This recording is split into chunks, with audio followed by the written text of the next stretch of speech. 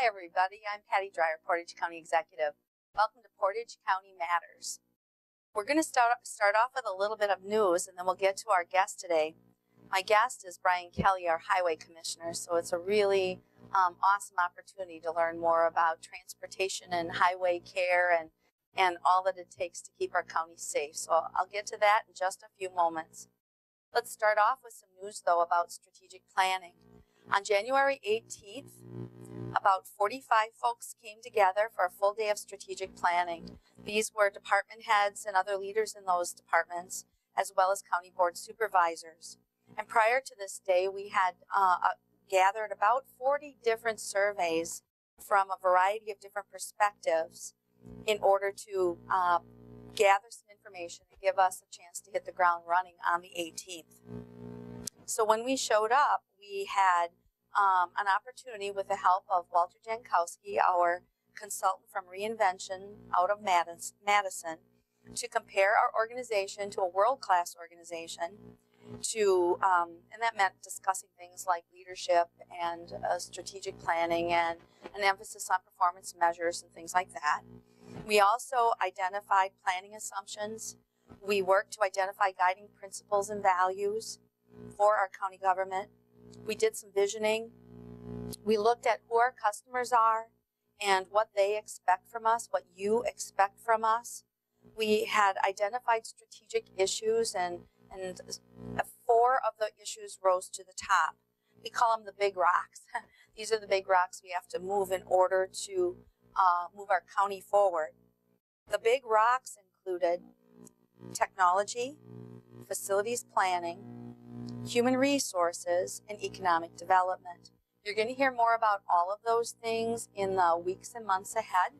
Right now, what we're doing is we're in a bit of a standby state, waiting for all this information from our strategic planning session to be pulled together from the consultant. It'll make its way to my office in early February.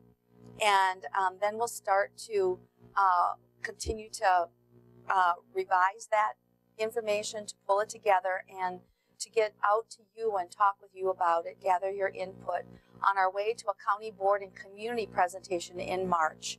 So anyway, I'm going to be having this as one of the subjects of our first quarter listening sessions that we're setting up right now.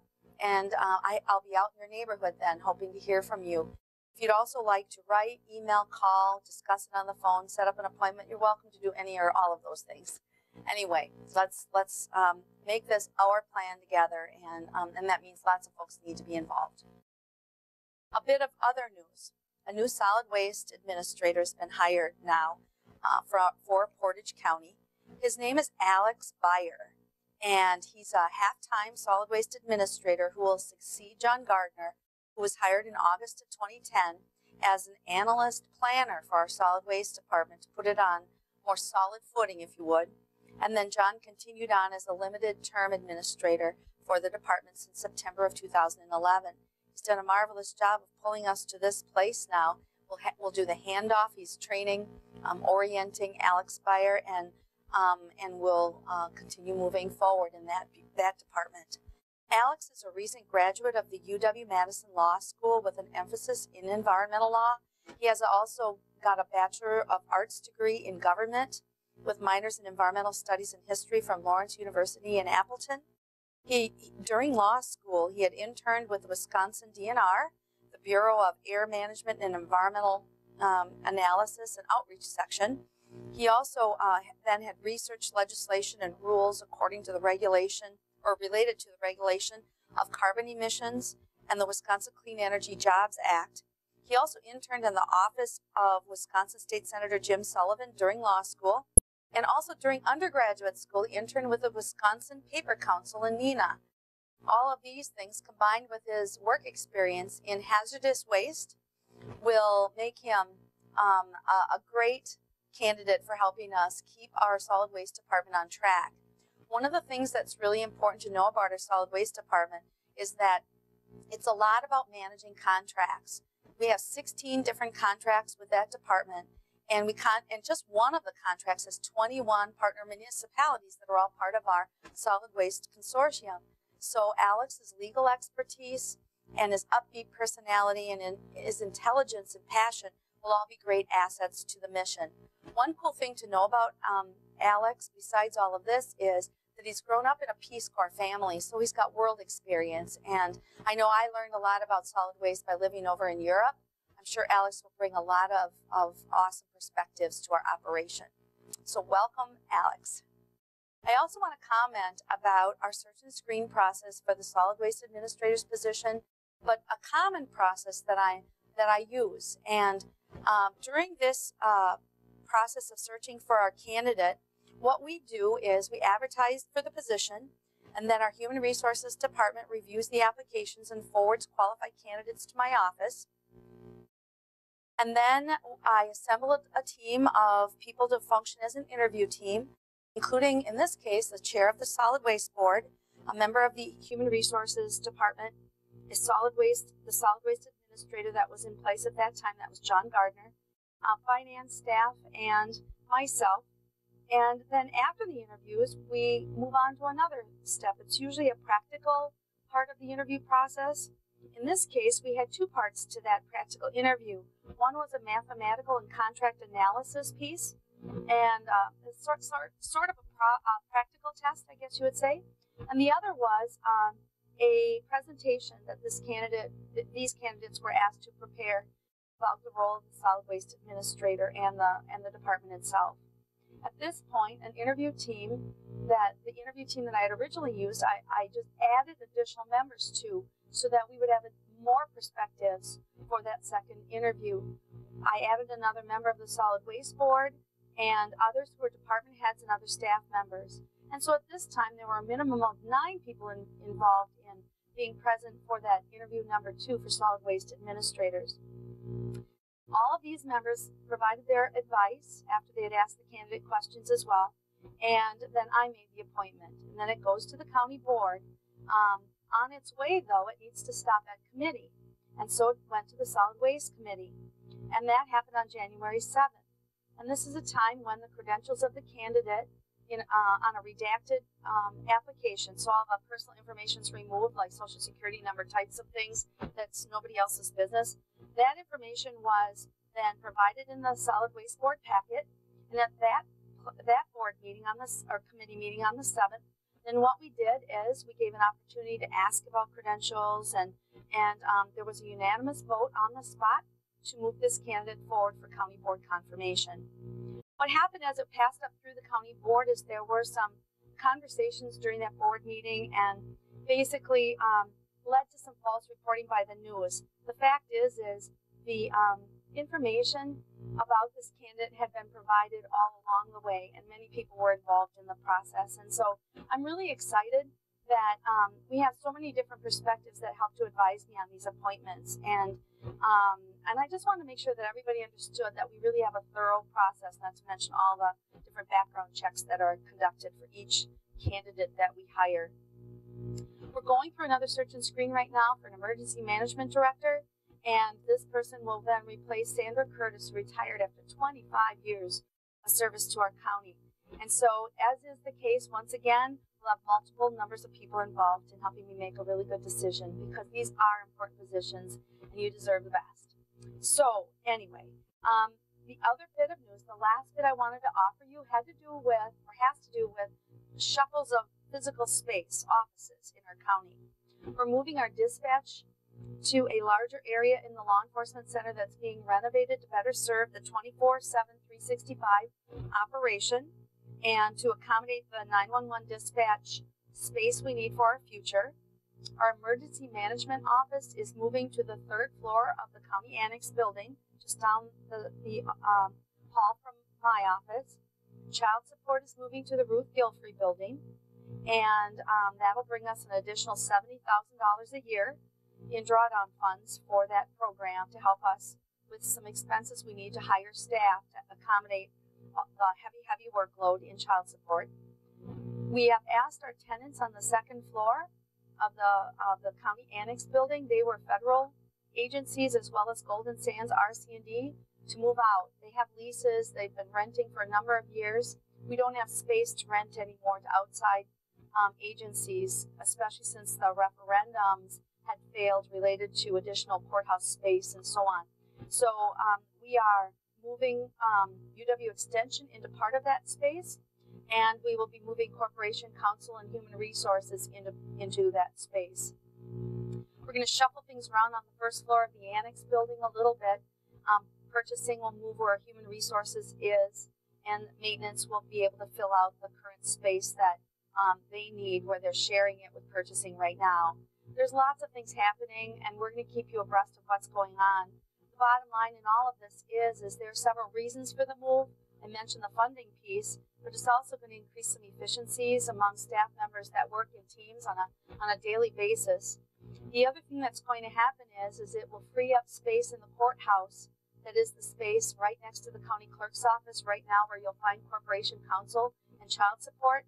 That area will become an area that will be used for two reasons. One of them will be some workspaces for those social workers and child support staff who are waiting upstairs for their cases to come up during the day, the court cases, and it'll give them computer workstations to stay very actively involved in their work while they're waiting in between these the court docket schedules.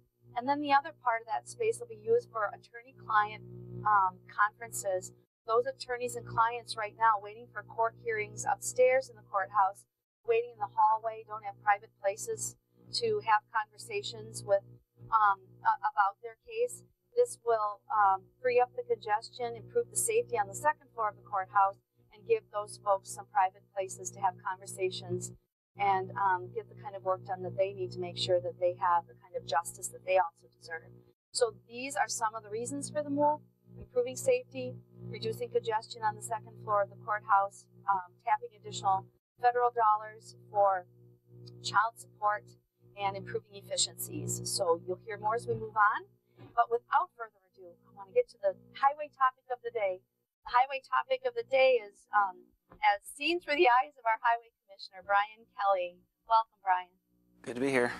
It's your 1-year anniversary, almost as the day that we tape it here, and I just can't tell you enough about how great of a job I think you're doing, how much your service is meaning to the people of this county, and wow, a great opportunity to thank you publicly in front of everybody who's watching the show. Thank you. So tell us a little bit about yourself. Well, like you said, I moved here about a year ago from the west side of Wisconsin. I previously had a job as a construction inspector for a civil engineering firm working mainly in the Twin Cities. And I moved here in January. My family moved here in March, right after that. And you've got a young family, and it's just always a pleasure to see your 2 little girls out with you. And yeah, they come with me to meetings sometimes and things like that, so you'll see me with my little girls. Yeah. Anyway, welcome, and we're just grateful to have you. Let's talk about the highway department itself. There's a lot of things I think a lot of people don't know about in how we go about our business and all that it takes to take care of that business. Let's start with the number of miles of roads in Portage County that we maintain. Well, we measure our roads as centerline miles and lane miles, which there's more lane miles because we have 4-lane roads and 2-lane roads throughout the county. But the county, we have 434 centerline miles and exactly 900 lane miles. We're also responsible for maintaining state highways and the interstate. And there's 156 centerline miles and 582 lane miles on the state roads. The state has 101 bridges that we maintain, and the county owns 40 bridges that we maintain. And a part of maintaining them is we do inspections every 2 years to make sure they're safe.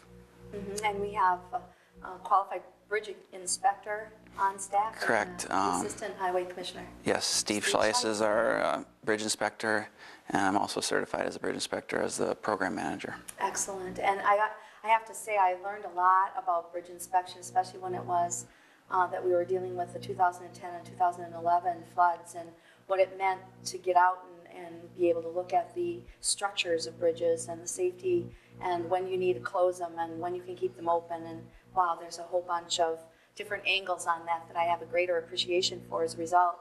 How many employees are at the highway department? And of course, we're located down in Plover, so right off the County Road B. Yep, we have 54 employees down there, full-time employees. Of those, 39 are laborers, truck drivers, heavy equipment operators, things like that. We have 6 full-time mechanics, 4 on the day shift and 2 on the night shift. We have a nighttime maintenance man that does just about everything we ask him to do, and 5 supervisors, including myself. We also have the 2 business managers that are located there from the finance department that handle all of our business issues. And in the winter months, we have 2 employees that come over from the parks department. It's a nice relationship. When they're slow and the parks are closed, it helps us get the winter maintenance done with the extra help. Mm-hmm. And when we take a look at the whole operation there, you know, you have a state crew, you have the county crew, you have some people around the state, you know, are being paid through state funds to do their work, to work on the state roads. And it's very interesting how, you know, you've almost got these parallel paths, no pun intended, and yet you have to braid them together, to work as a collective team too. So. Right. We have 11 full-time operators that are completely funded by the state. They do all the routine work for the state, and then when extra things come up, some of the other county employees help as well. Mm-hmm, mm-hmm. Now, of course, thinking about winter, we're thinking about snowplows. And how many snowplows do we have in the county?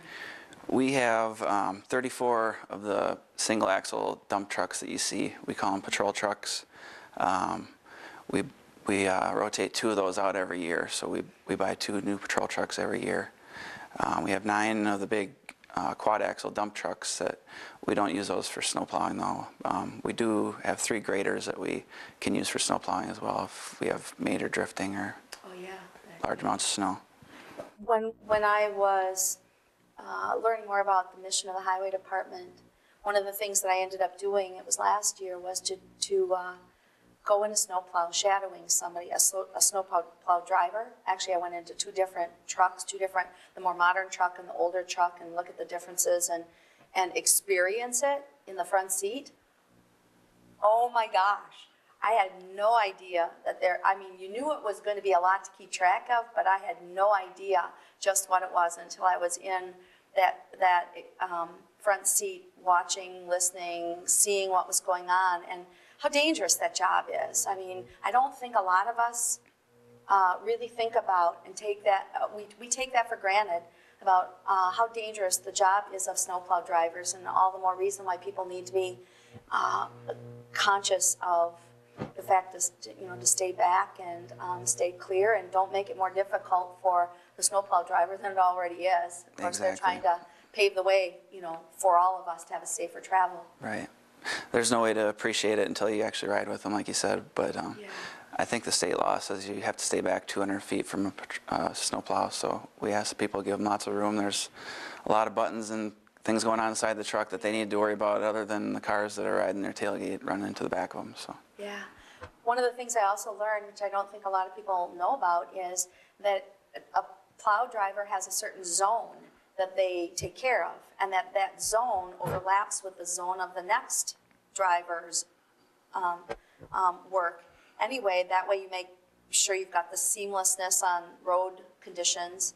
The other thing is that the drivers get really accustomed to the particulars and the hazards in that particular area, everything they know like the back of their hand because they've done it so many times. And that was fascinating to me, and how they work for seamlessness at the county line. Imagine this, if I was driving and the condition was X in Portage County, and I get to the Wapaka County line and the condition is entirely different. So I'm going at maybe 35 miles an hour in a bad road conditions, and all of a sudden I reach, glare ice on the other side. It can change everything quickly. And I was very well aware, with the help of the plow drivers, about how they were working to make sure that those transition zones were well tempered and cared for, and that they were as seamless as possible. Right. Really incredible. We work closely with the other counties. Our patrol superintendents are on the phone with them constantly throughout a winter storm, especially with the Department of Transportation highways, the state roads. There's a big emphasis on uniformity at the county line. Mm-hmm. Wow. Well, I'm just in awe. I really am. And what it takes in their life too to learn about what happens. How do you live the life of a snowplow driver? and when they have to leave their child's birthday party because it's Saturday and you got to get salt on the roads because it started to sleet, and all of those kinds of things. I mean, again, we, I think, take for granted what it means to fit this into somebody's life. And I have to tell all of them and tell you and the rest of the citizens of our community that I'm grateful, and on behalf of our county, we are grateful for all that it takes to do these jobs. Speaking of safety, let's talk about the highway's role in road safety in general. I mentioned a little bit about the floods and the bridge inspection piece, but accident response is another mission, you know, for your staff. Talk about that a little bit. Well, we work very closely with the Sheriff's Department and dispatch if there's an accident. Typically, they would handle the traffic control for the first 2 hours, but there's different situations if the pavement's damaged or if there's debris on the road that they need a broom to come out there and sweep up. So they can always call us if there's special things that are needed. On the major accidents that go beyond 2 hours, if there's scene reconstruction needed or anything like that, Highway Department handles all the traffic control beyond 2 hours. And signage. We've even got current issues that we've been working on in the county. Maybe you can share a little bit about Highway P? Highway P was formerly Highway 10 between Junction City and Millador. And Highway 10 used to be the through road, and Highway 34 had to stop.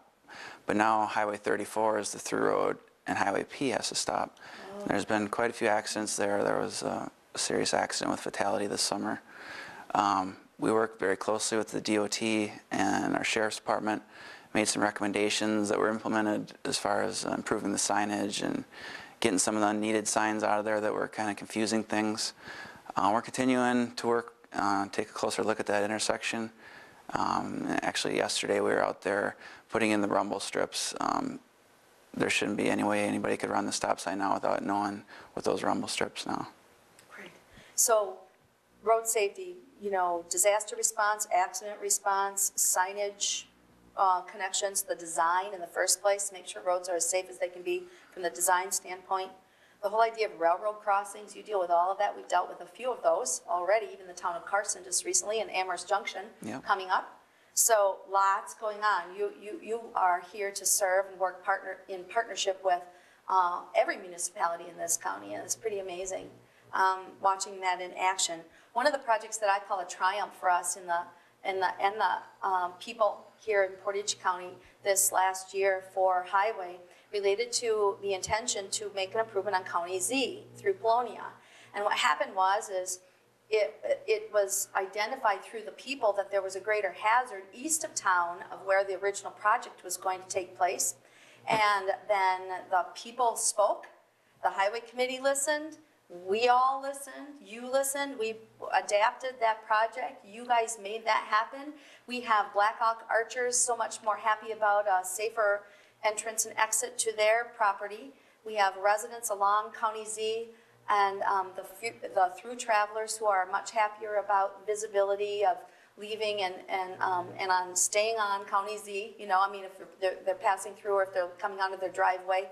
And congratulations, that was quite the endeavor for all of us. Right. Yeah, the hills east of Polonia was a very dangerous situation, terrible sight vision. Rather than replacing the pavement in Polonia, we decided to do that first with a lot of input from the residents and a lot of good work by our design consultant, Grummer Associates as well. Yeah, and the generosity of some of the neighbors, you know, even just to say, you can put the big rocks in my yard if you need them as a holding place until you do such and such. There are some amazing contributions from citizens who all stepped up and did this, rallied around the project and made it a better project. That meant that we had to get the finances in order, we had to change up projects, we had to delay other projects. You made all of that work because you're the one that's helping to coordinate all of these schedules, multiple machinery, you know, usages across the county in various projects. Yeah, that was easy, right? Right. That's what we have our business managers for. They're a great help for that too. Yeah, yeah. Well, anyway, it ended up in a far better place. Let's talk about the county's 5-year plan. And, you know, you just have a revised plan in place where folks can learn more about it and some of the projects coming up. We've got maybe 4 minutes left. Okay. One of the updates that we wanted to do on the Highway Department website was show our 5-year plan so people can look on there and see what projects are coming up, what year they're going to be coming up. So we've got it showing all the way from 2013 to 2017, all the major projects we plan to do throughout the county. And, you know, do you want to highlight a couple of them? Sure. This year, in 2013, we'll be working on County Road R from where they left off by HH down to Porter. That'll be 4 lanes when we're finished this year. And that's an important project to finish this year because in 2014 we've got Farm Technology Days right there. We'll be working out on County Road B. Everything that's not been done in the last couple of years between Amherst and Plover will be upgraded this year. And we're upgrading a couple of intersections out there that are really bad at B and Custer and B and K. And we'll also be out on County Road M this year, fixing a bad stretch that's needed a lot of work out there as well. Yeah, well, thanks in advance for all of that. When we look at the numbers of miles that you're going to be improving over the next year, what's that forecast look like? I think there's about 16 miles of pavement that we're replacing and about 66 miles of chip seal. And you can see the roads that we're going to chip seal on the plan as well on the website. Wonderful. Let's say I'm having road construction outside in my neighborhood somewhere. I live in a rural township, so that may be possible. Anyway, so let's say I had concerns about it. Where do I call? How do I get information? How do I get, you know, through to the people who can give me the answers? On our website, you'll find a directory with all of our contact information. You could call one of the county patrol superintendents. You could call myself. You could call the front office or send any of us an email. But we're also looking to have project updates on there. Every week have an update on what was done the past week and what we expect to be doing the following week. Excellent, excellent. You always give me a great weekly report about what the highway department's working on. I gotta say that's just been handy more than once when Jamie receives phone calls in the office about certain projects and we're able to give them a heads up through my office as well. Let's talk about technology. We've got robotics helping us with surveying. We've got very cool technologies in the highway department. Right. We actually have one of our supervisors that's a trained surveyor, so we didn't have the equipment for him to do the surveys, so we relied entirely on consultants to do it. Steve Schleiss is our surveyor. He's able to do basic surveying on some of the more simple projects in the county, and he has a robotic total station now, which allows him to do all the surveying by himself. He doesn't even need a second person to hold the stick or anything. Isn't that amazing? Wonderful. And I have to applaud you. You know, you've brought a lot of technology, and the highway committee's been very open to it. Your staff's been open to it. And, you know, the other thing you've done is you've got an automatic shutdown after 7 minutes for idling, right? To reduce our energy consumption on the highway. We're implementing that into a lot of our heavy equipment where if it's parked for 7 minutes, it'll shut off. And the reason a lot of it was left running was because the big halogen light bulbs on top needed to keep the battery charged for those. With the new LED lights, the lights can run all day and not drain a battery. So. Excellent. Well, all right, so we have about 30 seconds, and I just wonder, what are you looking forward to most for the coming year?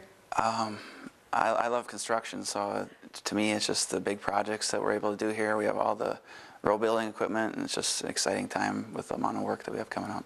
Excellent, excellent. Well, we do have an awesome department, lots going on. We have moved from holding on with maintenance only. Now we're back to a construction blend with our maintenance. It's the right way to run the highway business. And next month on the show, it's going to be Ross Dick. Finally, I thought he was going to be on a couple months ago, and we weren't able to make that work. We're going to talk about the new Wisconsin Department of Corrections model project that we're working on here and rolling out in Portage County. I would say, Brian, send back, kudos to your staff all over again. Thank you for everything that you do to keep us safe every single day. All right, we appreciate it.